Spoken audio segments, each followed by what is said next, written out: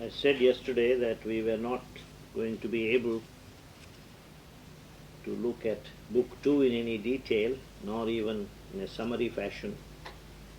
As I told you, the book 2 describes Ashwapati's exploration of the various levels of consciousness. In Sri Aurobindo's writings, he recognizes 7 planes of existence. The plane which we occupy is the physical plane, what is called the gross physical plane. This is not the only world. This is the only world which is tangible to physical experience. There are other worlds. The subtle physical world, for example. The world, if we have access to which, you can just put your hands in the air and bring out a watch or bring out whatever you want and give to somebody. That's the subtle physical world. And then there are various vital worlds, the lower vital, the middle, central vital, the higher vital.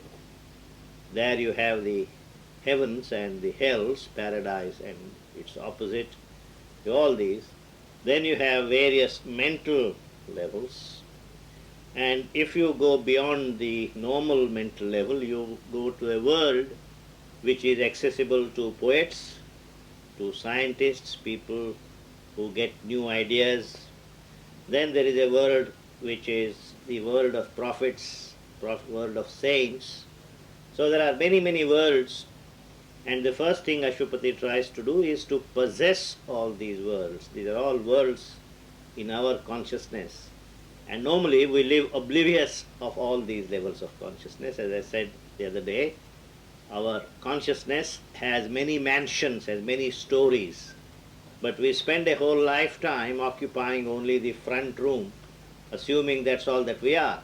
But once you start the journey, called the spiritual journey, when you begin to go within yourself, you realize by virtue of being a human being, you are an heir to all kinds of levels of consciousness, which are, some of them are below the mind, which is now recognized as the subconscient and the inconscient. Then you have levels of mind behind the mind, which are called the subliminal consciousness, where you have the inner vital, inner physical, inner mental, all these levels of consciousness. Then again you have levels of consciousness beyond the mind, which Aurobindo recognizes as the higher mind, the illumined mind, the intuitive mind, the overmind, and then of course the level that connects the lower world with the higher world, which he calls the supermind. These are all levels of consciousness. Of course, supermind has not yet been formulated completely. That is what Sri Aurobindo was trying to do. Now, any one of these worlds is not autonomous. We must realize that although we live on earth, we are subject to influences which come from the other worlds. Some of the influences are benign influences, some of these are malign influences. Take, for example, the time when Hitler ran wild over whole of Europe. That was the time when the earth was being constantly bombarded by forces, levels from the evil world. There are these evil worlds, there are these Asuric worlds, so we ourselves don't know. When you walk on the road and just slip on a banana skin, you don't know what exactly is happening to you. You say, what has happened to me? I'm walking very carefully. And what is it that tripped me? You really don't know. Because we live at such a superficial level. We don't know what forces affect us, what forces come down to us, and how we are affected by them. We don't know. A yogi is a person who is all the time aware of this. And as you know, in all the Puranas, when the Rishis want to perform yajnas, in Ramayana for example, they're constantly being harassed by the various Rakshasas. There are forces of that kind. It's good that you and I do not become particularly worried about it, because everywhere we see an Asuric force just behind the door. So that can mislead you, but it is true that there are levels of consciousness from where good forces come, evil forces can also come. And a yogi has to be aware of all that. And Ashwapati, therefore, explores these various levels of consciousness in order to find out what these are what strength they have, what powers they have, and in particular to find out whether any one of these levels has the creative principle has been looking for, the creative principle which will enable man to transcend the level of the mind. Mind has come down, mind has established itself on the earth, and we have benefited a great deal because of the mind. One level of consciousness, it may look to you as what is it after all, one level of consciousness, but the difference between a chimpanzee and a human being, as you can see, no chimpanzee has ever built a civilization, no chimpanzee ever works on a computer, no chimpanzee writes a poem, or no chimpanzee performs a dance, except the wild dance in the jungle. Now, what is the difference then? Chimpanzee has all the organs that we have, you and I have. Physically, he has the experience that you and I have. But man has in addition something else which chimpanzee doesn't have, what we call reason. The capacity to put experiences together and apply reason to it, and that's how we arrive at technology, that's how we arrive at science, that's how we arrive at all the human acquisitions. So a level of consciousness is not just a level of consciousness, it's a tremendous power. And you can see that the tremendous power mind has given to us. Scientists have tried to see whether chimpanzees can learn human language. And American scientists, psychologists and so on, spent lifetime trying to experiment with this. They said maybe chimpanzee does not normally learn a language because a chimpanzee does not get the environment which a human baby gets. So the scientists, husband and wife teams and so on, adopted chimpanzee babies at their age of 6. And they were brought up in human company, they were taken to the dining room, they were taken to the bedroom, they sang to them lullabies, they spoke to them, they tried to teach them.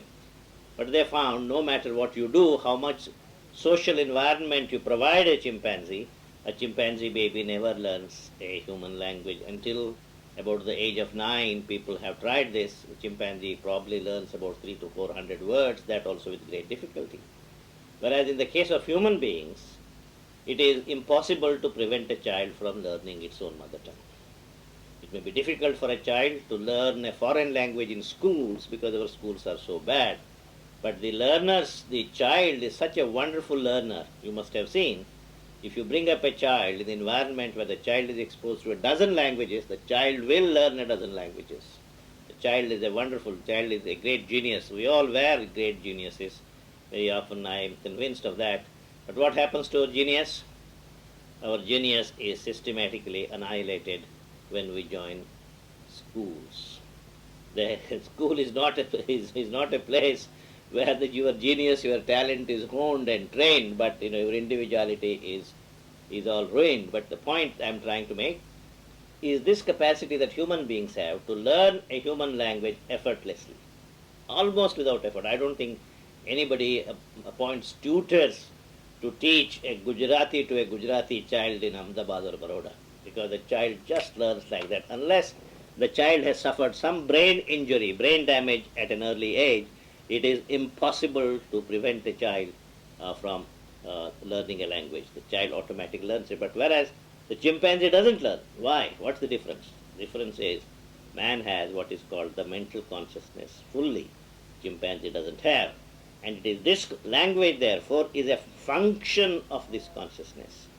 And all this civilization, culture, science, music, technology, computers, all this that we have built is a function of just one additional bit of consciousness we have which chimpanzees don't have, which is the mental consciousness in full, of which reason is an important part. Now, this is these are all the levels of consciousness. Ashwapati explores them, and he wonders what will help man to go beyond it. He doesn't find the secret in any one of these regions. And so, he decides to go beyond the mind. He decides to go into what is called the transcendental. Now, very briefly, in the Vedantic yogas, the starting point is the human consciousness, the Purusha. The human consciousness, it is believed, has identified itself with Prakriti, with nature. And nature is what grows old, nature is what falls ill, nature is what becomes happy, nature is what becomes unhappy. But the Purusha consciousness, the consciousness really has no age, has no death, has no unhappiness. But what has happened is that the Purusha has identified himself so much with the Prakriti, and the example is when you go to a movie house. We are all very educated people, we know all about the technology of what movie is. We know there is nothing there but a blank sheet of cloth or whatever, the screen, and then somebody is projecting a beam of light, and then suddenly after a while, slowly we identify ourselves with the characters there. The characters never lived. Take for example Othello. Othello never lived. There never was a person called Othello. There never was a person called Desdemona. But generations and generations of people have identified themselves with the projection which Shakespeare had. It was this world of Othello and Desdemona is Shakespeare's world.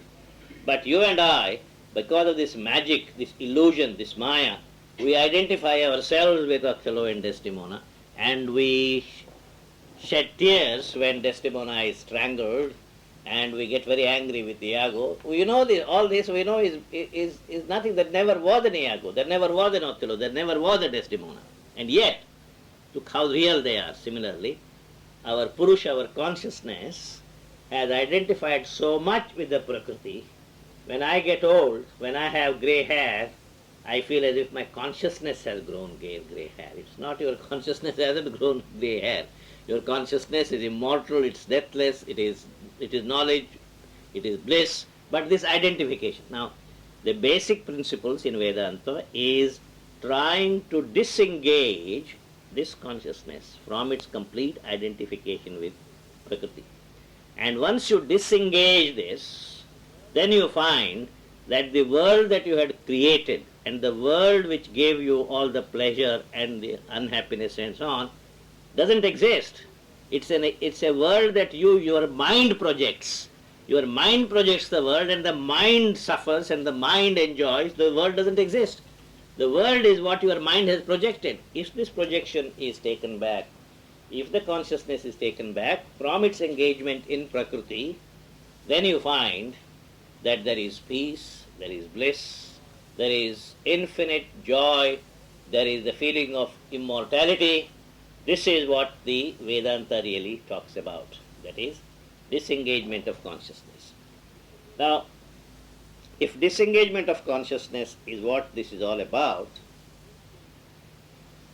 if you disengage the consciousness from Prakriti, then you also get the experience of what is called that this world is illusory, this world is a mithya, and only Brahman is real. That's the reality, this is mithya. And thousands of years now, at least for 1,000 years, Indian spirituality has taken this nirvana, this disengagement of Purusha from Prakriti, as the highest goal of life. As a result, we have not paid any attention to the world outside. We have said, Muhammad Ghazni came several times, looted the Somnath temple, I don't know how many times, 15 times, 16 times. Now I very much wonder how he came. Did he drop from a helicopter? How did he come? He must have crossed the Rajasthan desert. The first time you were not ready. The second time also you were not ready. Third time you were not ready. Fourth time you were not ready. 15 times he came and looted your temples. You didn't do a thing about it. Why? Because we always said, who is the looter, what is looted, this is all mithya. Now, this whole world becomes a mithya, and that is the price we are now paying for all the poverty and for the ugliness and all that happens in India. Because most creative people, people who had any talent, regarded running away from life as the highest achievement. He was very intelligent. What did he do? He built an ashram in Rishikesh. He took sannyas at the age of 9. The world is very tempting. The world is full of, snares. You beware. The world is terrible. If you all believe really that the world is terrible, why would you ever be interested in this world? So, we refuse to take interest in this world. And hooligans like Robert Clive and Hastings and company came, And even if they didn't want to occupy India, they became the owners of India. We said, what does it matter? After all, who is the ruler? Who is the rule? Don't you know this is all a mithya?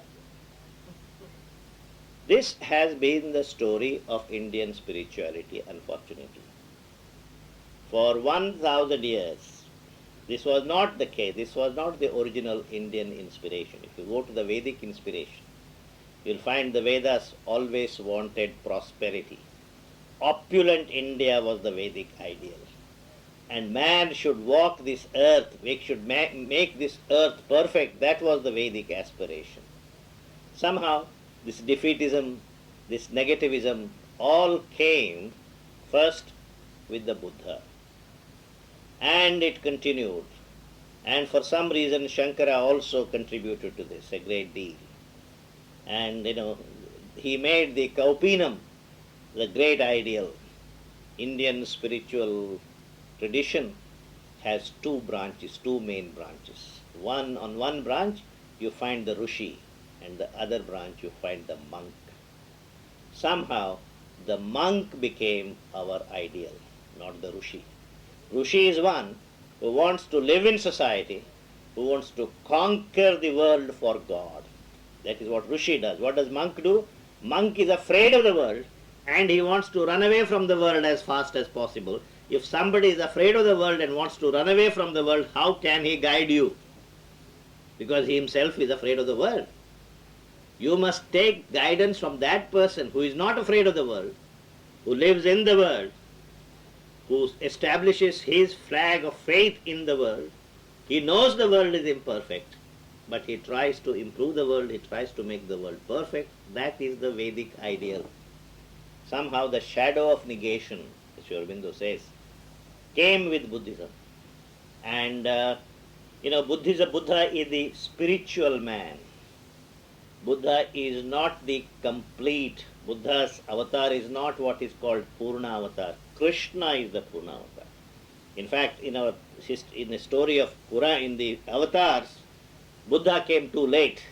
In fact, it should have been chronologically, really, if you look at the spiritual meaning of avatars, Buddha first and then Krishna. But what has happened is Krishna came and then Buddha undid in one sense all that Krishna did. This doesn't mean personally I do not have any great regard for Buddha. Buddha did wonderful things. Buddha is one of the greatest human beings that ever lived.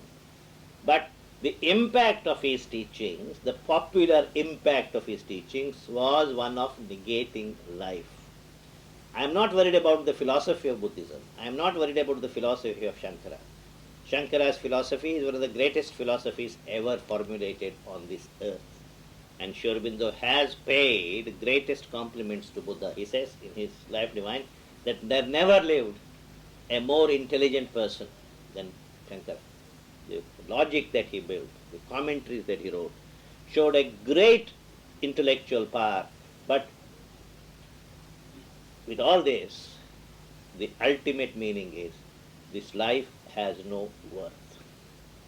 This life has to be abandoned. That is the sum and substance of all these philosophies. And all our acharyas, gurus and pandits, they go all over the world and preach this mischievous teaching that Hinduism stands for rejection of life. This is a lie. The Indian tradition never stood for the rejection of life. What did the Indian tradition say? The Indian tradition said, our relationship now with the world is of the wrong kind. You need a discipline to establish the right kind of relationship so that you can conquer the world. You see, you can't conquer the world on this basis. On the basis of your egoistic possession of the world, you can't conquer it. You need to revise it. You need to improve it. You need to be, instead of being a slave of nature, you need to be the master of your nature. Only a master of your nature can conquer this world. So they said the first step is withdraw from this entanglement in Prakriti, withdraw from this wrong identification of Prakriti, and then when you have realized you are free, then go back and repossess the Prakriti and use this to conquer the world. We are only do the first part. We have forgotten the second part. It's like saying You have spent 8 to 10 years acquiring qualifications. Very difficult career, you actuary, whatever, some of these difficult careers. You spend 10 years doing it, and the day you get your degree, you just retire. This is what has happened to India. All the creative people who have wonderful creative abilities, because they have reached here, they have abandoned the world and gone away. And this has cast a gloomy shadow on the Indian morals, Indian culture. Indians have become the most hypocritical people in the world. Why? Because it is natural for every human being to want to make money. Do we teach that to our children? We teach our children making money is very bad. But the boy sees the father is all the time busy making money. But when it comes to words, oh, money is bad, a large house is bad, this is bad, that is bad. And so, you suppress the natural tendency in human beings. You must teach your children that it is good to make money honestly. He is a hero who makes money honestly. We don't emphasize this. We keep saying, our ideals are Sudama, our ideals are poor people. Somehow God is in love with poor people and God hates rich people. This is something that has come to us, become a part of our culture so much that there is this tremendous negativity about Indian culture. This has to go, and we need Prakriti so that we can have the right relationship with it, come back to the world and conquer it. In one of the letters, Sri Aurobindo once wrote to the mother when the mother was in Paris, he writes this very beautifully. He says, heavens we have always possessed. We're all worried about possessing the heaven. He says, heavens we have always possessed. We have come from heaven. Where have we come from? There is no other place we could have come from. We have come from God. We have come from heavens. Heavens we have always possessed. But it is the earth we have not yet possessed. And the aim of my yoga, he says, is to make, in the words of the Vedas, heaven and earth equal and one. I want a yoga, I want a spirituality which will transform this earth, make heaven and earth equal and one. Now, if you tell young people, this is what spirituality is all about, then spirituality is going to be acceptable. Otherwise, if you announce a lecture by Professor Nadkarni, this very learned man who come from India, then the young people who know about it will go to their grandfather and say, grandfather, it's a lecture for you. What about you? It's not for me, it's all on spiritual subjects. So it means it is for retirement, it is for all this. Spirituality has to be to make this life a better life, to conquer life. In the Vedantic ideal is to conquer this world for God. Conquer the world for God. What does it conquer the world for God mean? It doesn't mean like the, missionaries, Christian or Muslim missionaries, convert people to your religion. That's not what we meant by conquer the world for God. What we meant thereby is it enough that your spirit or your soul or whatever is freed from ignorance, whereas your body is subject to cancer, subject to tuberculosis? Is that a godly life? Oh, my spirit is all free, but what about your body? Oh, my body, it has cancer or it has tuberculosis, it has blood pressure, it has this, it has that. Is that a godly life? Is it only the spirit that can be free? Can't the body be free? Can't our mind be free? Can't our life energies be free from all this perfection? Don't they have an ideal of their own? This is what we mean by conquering the world for God. We are worried about our soul. If you are all so much worried about the soul, why did God send you here? We are all in a hurry to go back. Where do you want to go back? Shorter the route, the better. And so we are in such a hurry to go back, we are ashamed of ourselves, we are embarrassed that we are living a worldly life. This is the psychological jeopardy that Hindus have put themselves in by listening to this negativity that is mistaken for spirituality. Gita. Vivekananda once wondered whether Gita was not born in the West and Sermon on the Mount in India. If you ask what is the most important verse in the Gita, oh, you must have compassion, you must have friendliness with everybody. If somebody gives you a slap on the left cheek, you must immediately offer your right cheek. How many Western countries have done it? The Gita says, fight this war, enjoy your rightful gains, don't worry about your enemies, I will kill them. Nimitta matram bhava savyasachi. The Gita talks about conquering this world, the Gita talks about fighting the rightful war. And we have become experts in palayan. Whenever there is a rightful war comes, we show our heels. Is that the way to build a country? This is why we are in such a bad shape, bad situation. There is no point in blaming X or blaming Y. You see, we have already told, thanks to Mahatma Gandhi, that if anybody slaps us on our left cheek, we will immediately offer our right cheek. We have already said this to the world.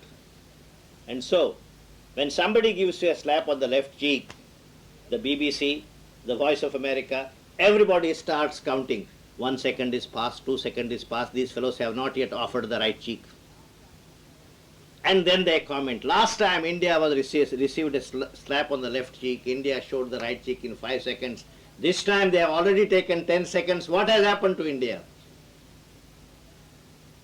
Israel says, if you kill 2 Jews, we will finish 5 of you. And so the British and the American ladies start criticizing them only after they have started killing the 6th chap. Until then they don't say anything. See, we have confused, the whole issue has been confused. If a gunda comes and throws stones at you, he must be treated like a gunda and must be punished. You can't say, oh, we can't do that, he probably belongs to a minority community. If a minority community gunda throws a stone, doesn't that hurt your windows? Is a different kind of a stone? Taking care of religious minorities, looking them as our own. This is our culture. But our culture is not weakness. Our culture is not just, let anybody ride roughshod over us and say that as spirituality. See, Gandhi wanted every Indian to be a saint overnight. Don't do anything. Satyagraha, moral, ahimsa. If somebody gives you a slap and you are not a saint yourself, you have not found a way to forgive that man, your heart is full of fire. Look left and right. Oh, if I give him a blow in return, they will all look at me and criticize me. So you wait until you get a chance to hit back at him when nobody sees. This is what has happened to this country. How is it that a party like Congress, which produced the most idealistic people you could ever imagine, within one generation became a party full of hypocrites? How did this happen? How did this transformation happen? Because saintlyhood is not the natural state of human beings. In Hindu Dharma, there is a graded dharma, graded law. Only some people can become saints. If everybody is forced to become saints, they will be hypocritical saints. And that is what happened. On the surface, give me only 1,000 rupees. Underneath the table, this is what happened. This has to go. We must make this life the central objective for existence, as he said. Heaven we have always possessed, but it is the earth that we have not possessed. And spirituality should basically be about possessing the earth for ourselves and for the deprived. We have come here, God has sent us here, and we all want to go back in a hurry. All bhajana mandalis, all satsangs, wherever they happen, they only talk about going there. Indians are very neat and clean, throw all their garbage in front of the neighbor's house. We are very well known for it. I don't know how it is here, probably your fines imposed on if you do this. But in India, this is what happens. Garbage accumulates in the street. Whose business is street? Oh, we are, our puja room is what matters to us. The street is not ours. This alienation from life,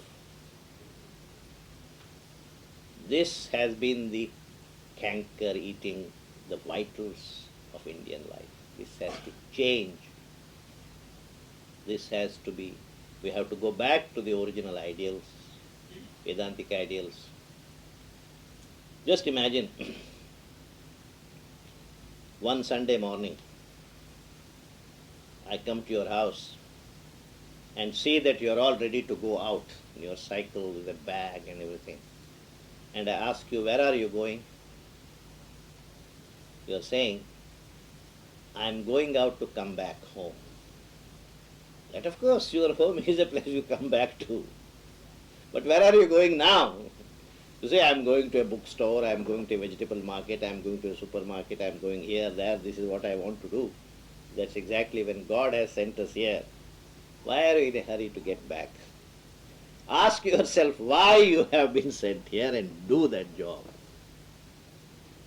And so, spirituality consists in, as I said, extracting yourself from this involvement with Prakriti, involvement with ego. And once you have gained this freedom, go back and possess that Prakriti and conquer the world. You cannot conquer the world as long as you are a slave of your Prakriti. You can conquer the world only when you are a master of that Prakriti.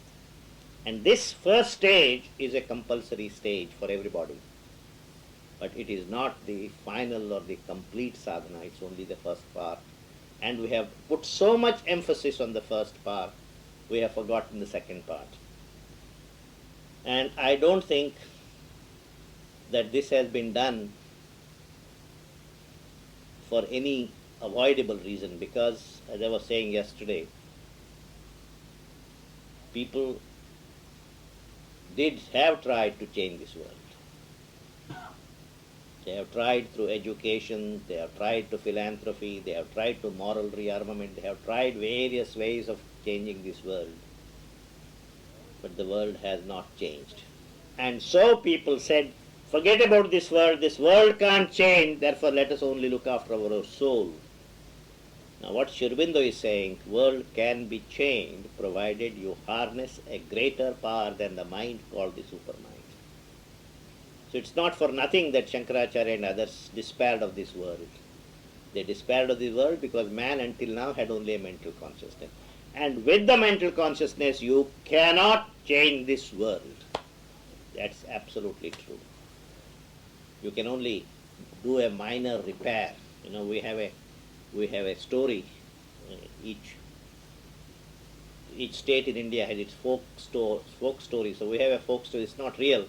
The folk story goes that if a tiger is wounded, and suppose it has a wound here, the tiger thinks the best way of healing this wound is to take some flesh from another part of its body and fill this wound.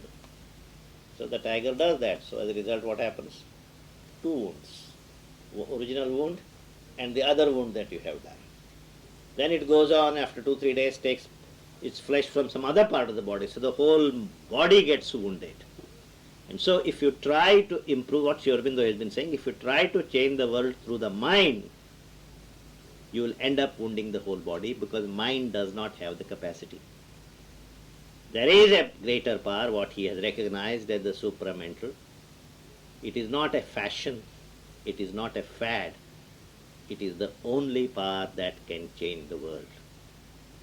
If we do not have that power, the best thing for us is to close down our shop, go to Rishikesh, Haridwar, and sit for meditation and see the kingdom of God within ourselves. The kingdom of God will never materialize on this earth without the power of the supermind. It was not that Sri Aurobindo just created a fad. Oh, I must do something. It's not that.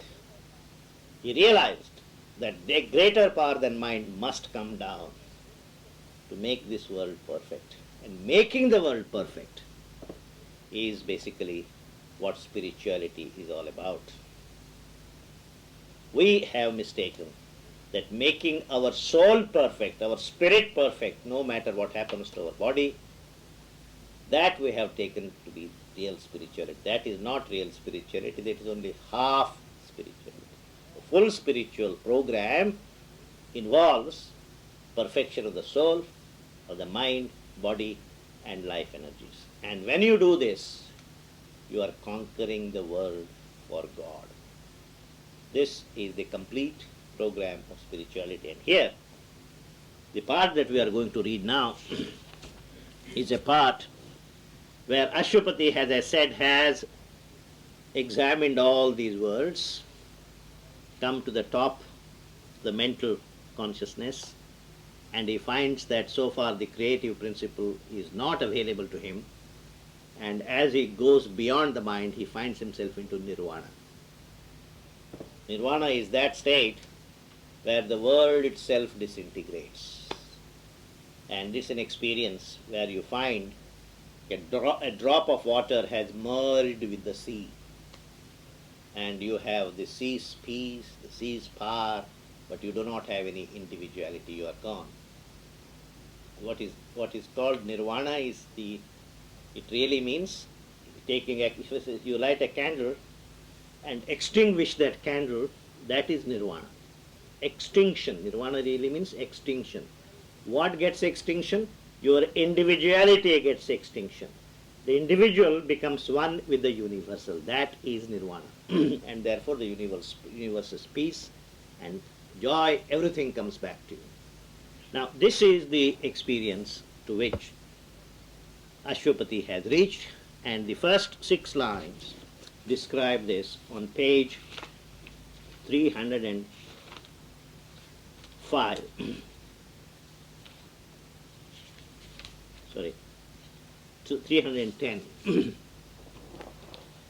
A stillness absolute, incommunicable, meets the sheer self-discovery of the soul. A wall of stillness shuts it from the world. A gulf of stillness swallows up the sense and makes unreal all that mind has known, all that the laboring senses still would weave, prolonging an imaged unreality. Self's vast spiritual silence occupies space. Only the inconceivable is left, only the nameless without space and time. Abolished is the burdening need of life. Thought falls from us. We cease from joy and grief. The ego is dead. We are freed from being and care. We have done with birth and death and work and fate. At this point, I would like to take a 5 minutes break. I'll come back. Dhirubhai, you can stop it for 5 minutes. I underwent a heart surgery.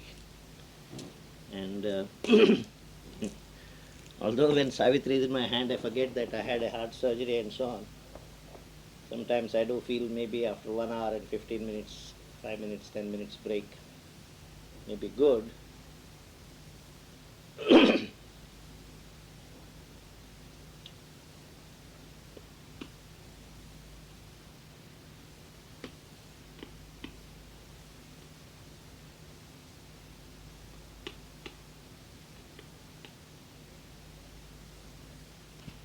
Although I have been saying all kinds of things against some of the pet theories of Indian spirituality, I must also make it clear that Nirvana is an essential experience in the spiritual path. Sri Aurobindo says that Nirvana came to him without so much as knocking at his door. Say, may I come in? He says, it came and possessed me, and when it possessed me, for months and months the world simply didn't exist for me. I was one, as it were, with the world. Peace, bliss, whatever. Nirvana can come to you in various ways. And Nirvana is that experience by which you destroy all the world that your mind has created.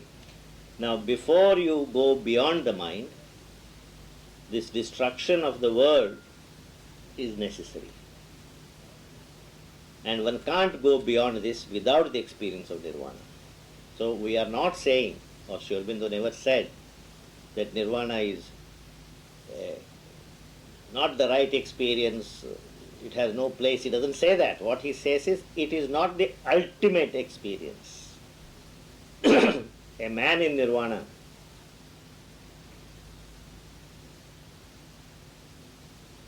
is dead to the world. He may come down to this world,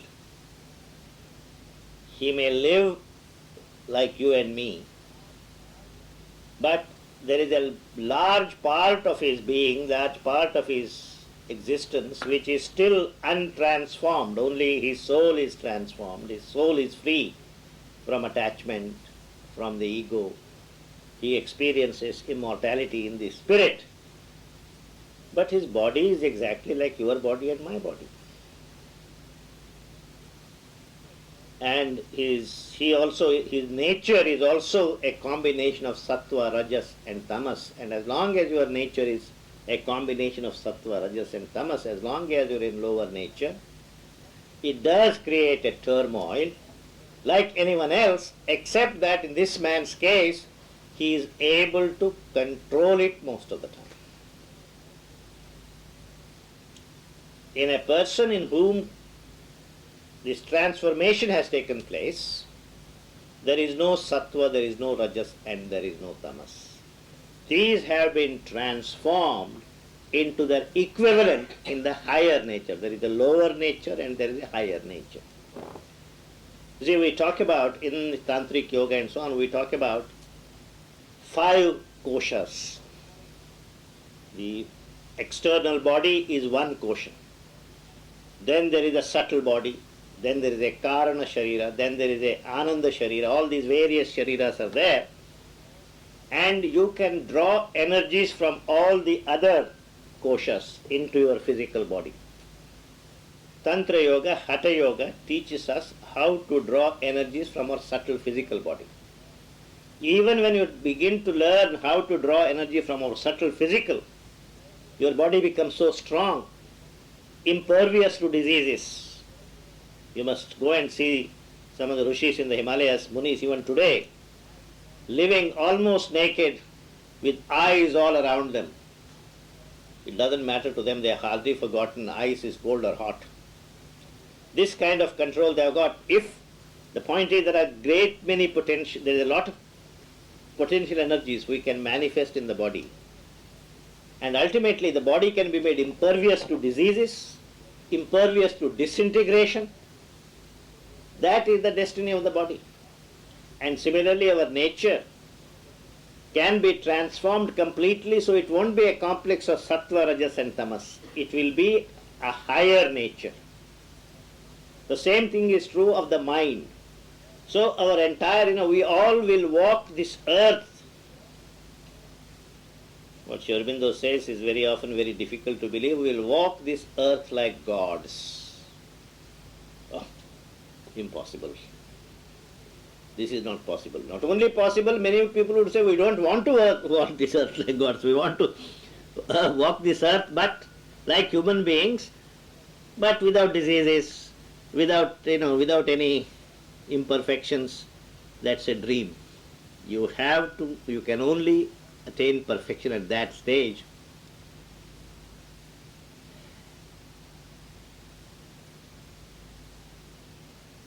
Very often I am amazed at how our saviors are jilted by us, scorned by us. 80 years ago, 90 years ago, Sri Aurobindo has been said, look, our destiny, mankind's destiny is to walk this earth like gods. We can be like gods here on this earth. Only one step is needed. It may be a most important step, more difficult step, but it is not beyond our reach. The supramental consciousness is not beyond our reach. It's not easy. It's not like gaining political independence. It's not like gaining economic prosperity. It represents a leap in the human consciousness.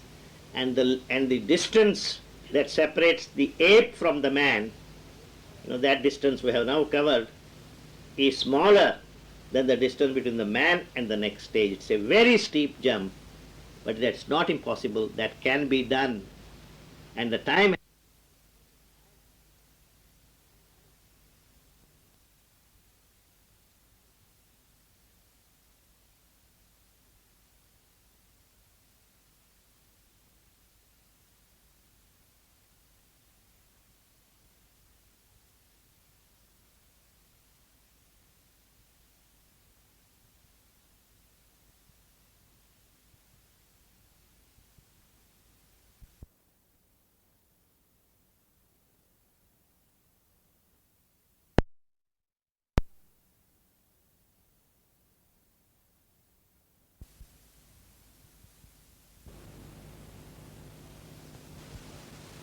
I very often tell a small little story. I have told this story in many audiences, because that makes the point clear. Go back into human history at a time, go back into the history at a time when man had not yet appeared on the earth. But there are other beings, man had not yet appeared. And the highest being at that time, let us say, was the ape. Ape was the highest being, man had yet to come. And Sri Aurobindo has left a little hint about this, so I now, using my imagination, I have developed into a story. Just as we have our United Nations, let us also imagine that apes had a United Nations of apes, somewhere in Timbuktu or somewhere. And the representatives of apes from all countries used to meet there as we meet. And the discussions go on. And one particular year, I always say to my audiences, if I am from Baroda, I say, the Indian representative was from Baroda, the ape from Baroda. So Baroda people feel very happy when I go to Bombay, I say from Bombay. Anyway, this is how the story goes. And they were all sitting there, and the American ape and the British ape were all very eloquent, and they were holding forth, and they were dominating the proceedings and so on. This man has been sitting there, this monkey, ape, has been sitting there, Indian representative, quietly listening to people, because the only time the Indian representative ape was very eloquent was in Krishna Menon's time. And he spoke for 48 hours and almost lost Kashmir. If he had spoke for another 24 hours, we would have completely lost it. That since those days, the Indian representative is generally quiet, he doesn't speak much. So this man, Indian representative, raised his hand, and the president caught his hand. He could see this man wanted to speak, so he invited him. This man said, I have been here as India's representative for the last 15 years. This is my last year, next year I am going to retire. So before I retire, I would like to share with you my innermost thoughts. Whether you find them reasonable, unreasonable, I leave it to you. But sincerely, with all my heart, I would like to tell you what I feel about this entire enterprise. He says that the American monkey and the British monkey have given eloquent speeches right now about the condition of the world, about economic conditions of the third world countries, this, that, the other. But this is a speech I have already heard 15 times. The American representative makes the same speech every year, but in a different accent. Sometimes the Texan accent, sometimes the Los Angeles accent, sometimes the Midwest accent, but the theme is the same. And we have not been able to solve any of the basic problems afflicting humanity. But I don't want to go into this. I would like to leave with you a hint. What is that hint? In our country, there are some sacred books written on palm leaves. And in one of these books, it has been said that the problems that the monkeys create, monkeys will not be able to solve. You need a greater intelligence than that of monkeys to solve these problems. And it has also been indicated that after apes will come man. Human being will come here. And when man comes, you know what will happen? Oh, there will be poetry, music, dance, culture, science, technology. Just imagine the audience consists of monkeys. For them, what is music? They say, what are you talking about? Music, dance, we don't want, we are not interested in music and dance and so on, but what use is this? Because they are monkey consciousness, they don't understand this. But this man is holding forth, is very eloquently talking about what is going to happen when man comes. Finally, he is hooted out. He says, this man is talking some nonsense, we can't understand this. I would like to know, people say, if our tail which is so bushy will get shorter or longer. That's what if you say, the man, we become a man, will our tail be as bushy as it is or less bushy? That you can tell us. And so he is hooted out. This Indian representative finally takes his seat. The American representative comes. He says, it was wrong on our part to have hooted out the Indian representative. We should have given him the full chance to say what he wanted to say. You have asked all kinds of questions. Indians, of course, have traditionally been known to be mystical people. So all this science and music and poetry and art, all that he is talking about is all mystical. I don't understand it. Monkey intelligence, how can it understand it? But I represent a pragmatic country. I have a pragmatic question to ask, which anybody will understand. And the question I want to ask is the following. The question is, so far, the longest distance a monkey had jumped from one tree to another is 35 feet. This was a record made by Monkey Olympics 12 years ago. This record has not yet been broken.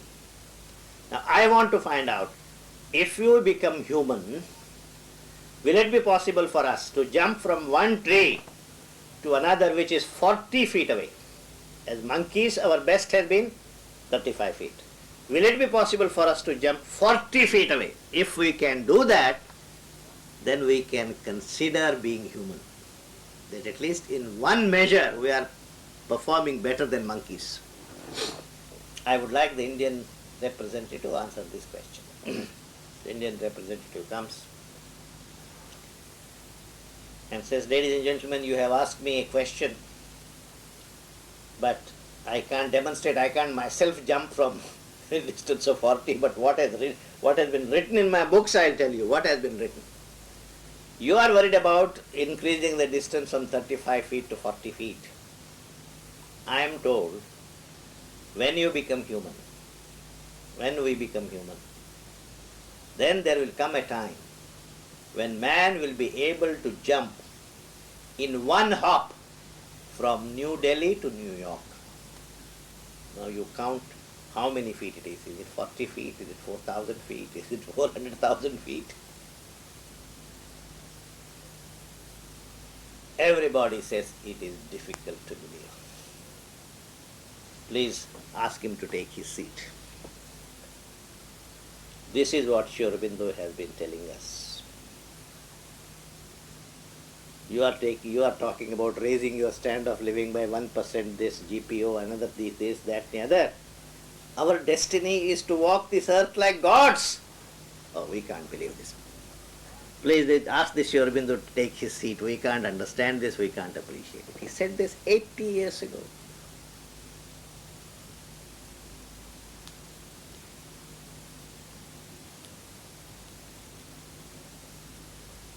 And one of the reasons I go out, take up Savitri, use that as a framework is just to convey to people this message that the future that is envisaged by Sri Aurobindo is a fantastic future.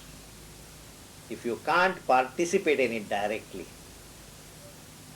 please support it in your thoughts. What we think, do in our thoughts is important. The climate that we create through our thoughts is important. We cannot all be yogis, that's not our destiny. But this is an attempt that he said has to be made. And some people who have the inner calling are making this effort. We have to have an understanding of what they are doing. And if possible, our heart's prayers, our heart's aspiration must be in that direction so that they get success in their attempts. This is the program, this is the agenda that Sri Aurobindo has talked about, and this can only be achieved, he said, if we can achieve the further stage in our evolution, which he calls the supramental evolution. Now, this becomes possible when you go beyond the nirvana stage to a higher stage of spiritual experience. And Sri Aurobindo says, I too had this nirvanic experience. I too lived in it for 5-6 months, but gradually, slowly, I was led beyond it. And then I found, which very few people have found, that this world that you see around you is throbbing with God. This is God. The world that you see around you is God. This is the becoming of God. God is growing. Where is God growing? In what tree? This world is the growth of God.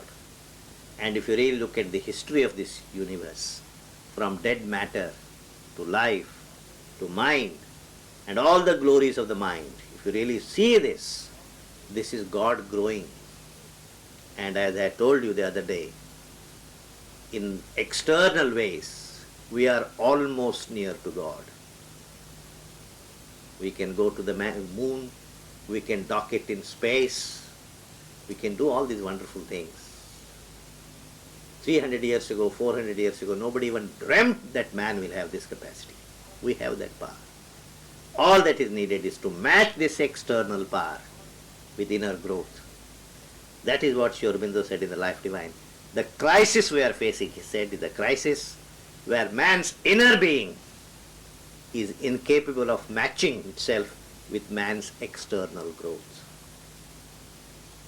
Science is not bad, technology is not bad, wealth is not bad. What makes it bad is our incapacity to handle it. How do you get this capacity? Not at the level of the mind, when you go beyond the mind to the higher level called the supramental. And so going back to our text, the first 8 to 10 lines, as I said, describe this experience of nirvana, a stillness absolute, incommunicable, meets the sheer self-discovery of the soul. You come to a stage when everything becomes absolutely still. Not noiseless, but still. Nothing moves. There exists almost nothing. A wall of stillness shuts it from the world. A gulf of stillness swallows up the sense and makes unreal all that mind has known. All that the mind has created, this external world of relations and relativities, all this gradually disappears. All that the laboring senses would weave, prolonging an imaged unreality. Self's vast spiritual silence occupies space. A vast silence emanating from the soul occupies the entire universe. And you have become a part of this silence. Only the nameless, only the inconceivable is left. only the nameless without space and time. Abolished is the burdening need of life. Thought falls from us. We cease from joy and grief. The ego is dead. We have done with the ego is dead. We are freed from being and care. We have done with birth and death and work and fate.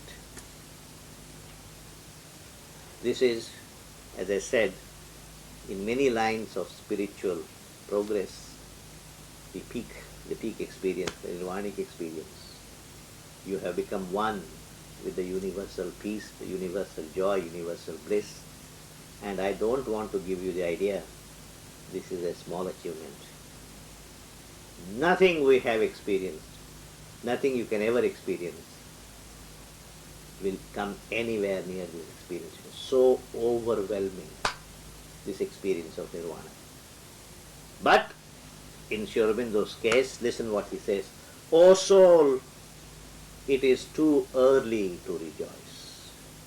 True, you have come to this very high point of Nirvana, but let's not begin celebrations yet, because this is only the halfway point. The journey still remains. That's what Sri Aurobindo says in some places, and that's what infuriates many people. He says, my yoga begins where all other yogas end. Oh, what is this? It means he is very superior. It's not that. This is the starting point, because after doing this, the power that you achieve through this Nirvana is to be further utilized in advancing beyond that stage. That's why he says, my yoga begins where all other yogas end. There are two implications to it. The first implication is, you have to follow the path of the other yogas. For example, the yoga of the Gita is also the starting point in Sri Aurobindo's yoga. You can't push it aside. You may do it in your own way, but that yoga is absolutely essential. The combination of karma, jnana and bhakti, and the knowledge it brings, and the soul status it brings, what it called Brahma Nirvana, that experience, all these things are essential. But then begins what Sri Aurobindo has called psychicization, spiritualization, and transformation. The other processes begin after that. I won't want to talk about it, but here as he says, O soul, it is too early to rejoice. Thou hast reached the boundless silence of the self. Thou hast leaped into a glad divine abyss. But where hast thou thrown self's mission and self's power? The self has come here to earth with a power and a mission. What about that mission? What have you done with the power that God gave you? You are withdrawing and you are trying to go back. The question that is in simple language he is asking is, why did you come here? If the going back is all that is the aim of life, why did you come here? So he says, but where hast thou thrown self's mission and self's power? On what dead bank of on the eternal road? One was within thee, who was self and world. God has two statuses. God in the being, God in the becoming. This world also is the becoming of God. How can you say, I love God, if you don't love this world? How can you say, I want God, if you don't want this world? It is not an integral possession of God. Sri Aurobindo always talks about integrality. My yoga wants integral God. Integral God doesn't simply mean God in the being, but God also in the becoming. And unless you love this God in the becoming, what God are you talking about? What God are you in love with? God the formless, God who is far away from this God that surrounds you, 1,000 hands, 1,000 voices, You are not in love with that? How can you be in love with God? This is the becoming of God. And unless you find your place in the becoming of God, try to make this becoming as perfect as possible. You are not doing what God brought you here for. So he says, what one was within thee who was self and world, what hast thou done for his purpose in the stars? Escape brings not the victory and the crown. Something thou camest to do from the unknown, but nothing is finished and the world goes on. Because only half God's cosmic work is done, only half of it is done. Only the everlasting no has neared. Neti, neti, neti. This is not God, this is not God, this is not God, this is not God. That's one way. The other way, this is also God, this is also God, this is also God, this is also God, this is also God. So after, see, neti is one way of defining God, to say that whatever is finite doesn't exhaust God. God is more than anything finite that you see. But that doesn't mean this is not God. We made a mistake. When you say this is not God, that doesn't mean this is ungod or non-God. It simply means God, this doesn't exhaust the whole of God. There is God even beyond this, but it means this also is God. Why did you forget that? That's what he says. Because only half God's cosmic work is done. Only the everlasting no has neared and stared into thy eyes and killed thy heart. But where is the lover's everlasting yes? Yes, this is my world, this is God's world. I want to possess it, I want to make it perfect. This is what the lover of God should really be saying. And you, like Vishwamitra Menaka, oh, I don't want this world. Is that the posture? That is where Hinduism as a nation has received this humiliating stroke. Unless we repossess the central spirit of our culture, central spirit of our spiritual tradition, that spirit is to conquer the world for God, not for your ego, not for conquering for Allah or conquering for Jesus, but conquering it for God. That is the spirit. So the point I have been making, even though it is true that Sri Aurobindo has message for the whole world, for the whole of humanity, he has a very urgent message to the Indian nation. Please possess your past in the real sense. You are only claiming half of your heritage. Please claim the whole of this heritage.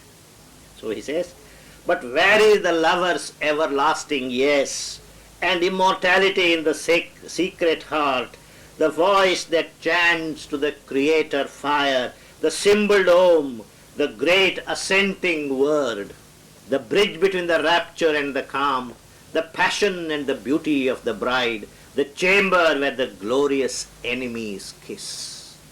This world is to be meant to be a chamber where the glorious enemies, spirit and matter, kiss, become one. I only want spirit. What about matter? Is matter outside spirit? Is matter outside God? Matter is the God nearest to you. Why are you rejecting it? If you love God, you must love God in the form that is nearest to you. Matter also is God. Why do you reject it? And we are paying a heavy price for rejecting matter, because matter is the God of this world.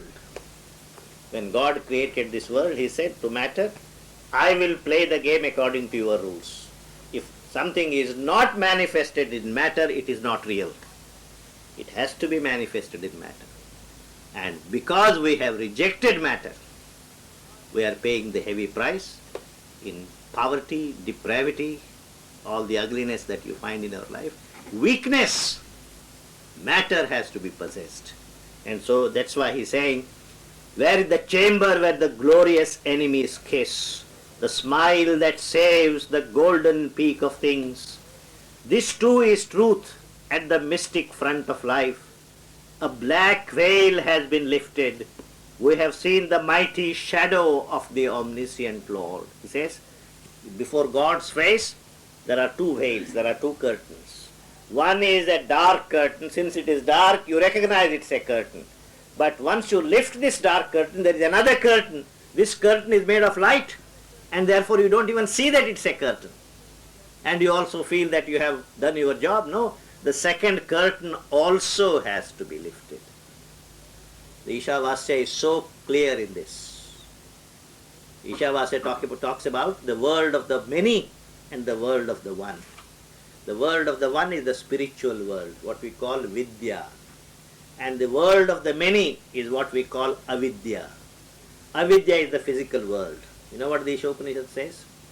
It says, if you ignore Vidya, that is the spiritual knowledge, the spiritual aspect of life, and concentrate only on Avidya, only on the world of the many, you will enter a great darkness.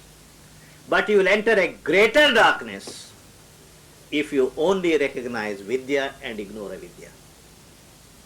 So, who is in a greater darkness? We or John Major and company? We are in a greater darkness. Because the spiritual, the sattvic world is so satisfying, you feel you are already there, you are there. The materialism can never satisfy a man. That's why all sincere materialists someday find God. Someday, because materialism in itself is not satisfying. If they are very sincere, they come to the end of it and see its limitations. So my advice to all the young Indians is start as materialists, start denying God and live your life and see what happens. You will come to a point when you say, no, I want looking for something else. But once right from the beginning you are in this cocoon of spirituality, you don't know that you are still in a prison house, you are still wrapped in ignorance. And this ignorance is so comforting, so warm, you don't even feel you are in a prison. That is the whole problem. Vidya and Avidya both have to be cultivated. This was the beginning of our spiritual tradition. Ishavasya Upanishad is one of the most ancient Upanishads. And that is why the world of the many, the world of science, the world of technology, how can you ignore it? The knowledge of the one and the knowledge of the many, both are necessary.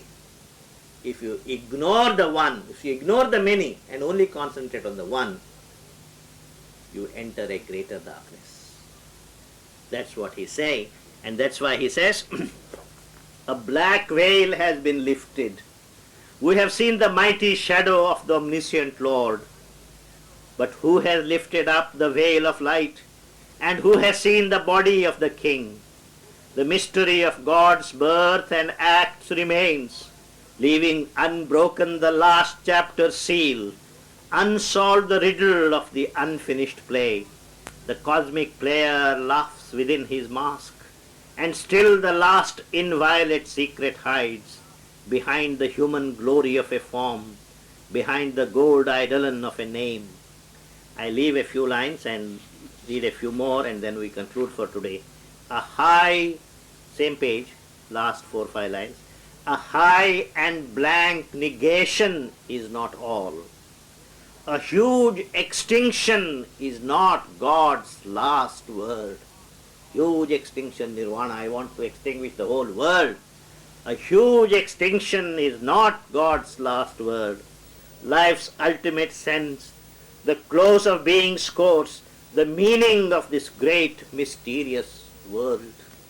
In absolute silence sleeps an absolute power. Awaking, it can wake the trance-bound soul, and in the ray reveal the parent sun. It can make the world a vessel of spirit's force. It can fashion in the clay God's perfect shape. Even if God's perfect shape has to come here, what will it be made of? It will still be made of matter. It will still be made of clay. And then Sri Aurobindo beautifully summarizes, to free the self is but one radiant pace. To free the self, we are all worried about freeing the self. Atma has to be released. You see, that is necessary. But that's only one step. What is the other step? Here, to fulfill himself was God's desire. God wants to manifest here in each one of us His perfection, His glory, His immortality, His bliss. Are we doing that now? If we are not doing that now, how can we ever say that we represent the last peak of this creation? God created this world. The Vedas say, Sa akamyata bahusyamiti. He desired, he shall be many. One wanted to be many. What kind of many? The limping many, the blind many, the deaf many, the sick many? No. Each one of the many has to manifest God's joy, God's fullness, God's immortality. That is the goal. Unless that goal is achieved, how can we ever say we have achieved the goal of spirituality? This, in fact, is a turning point in Ashwapati's yoga, and this I would like to hope will make me the turning point in Indian spirituality. We have to really make an about turn and love this world that we have before us, and not complain about the corruption there, about the inadequacy there. If the world is corrupt, who is corrupt? God's world is corrupt. How can you disown it? If somebody you love has an illness, is that the reason to abandon him? Or is that the reason to hug him closer to your heart? This is what Sri Aurobindo is saying. This world has to be conquered for God, and let us make that our spirituality and not running away from the world. It requires greater qualities of heroism than are required in building an ashram in Haridwar or Rishikesh or Pondicherry and finding your soul there in kingdom of God. This is the kingdom of God we want to possess. So to conclude, I would once again like to quote what Sri Aurobindo said in that letter to the mother. Heavens we have always possessed, but it is the earth we have not yet possessed. The aim of my yoga is to make, in the language of the Vedas, heaven and earth equal and one. I think we stop.